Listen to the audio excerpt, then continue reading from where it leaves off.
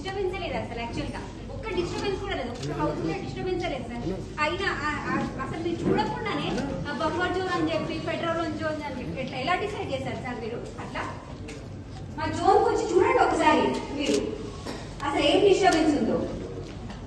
ఒక్కసారి కూడా వాటర్ రాలేదు మా కాలనీకి.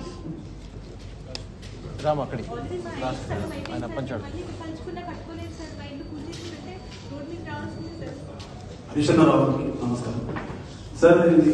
మేము ఒక 2-3 months నుంచి డిస్టర్బెన్స్ లేదు అసలు యాక్చువల్ గా ఒక్క డిస్టర్బెన్స్ కూడా లేదు. ఒక్క హౌస్ లో డిస్టర్బెన్స్ లేదు సార్.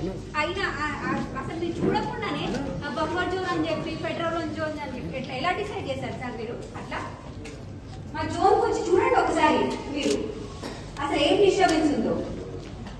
ఒక్కసారి కూడా వాటర్ రాలేదు మా కాలనీకి.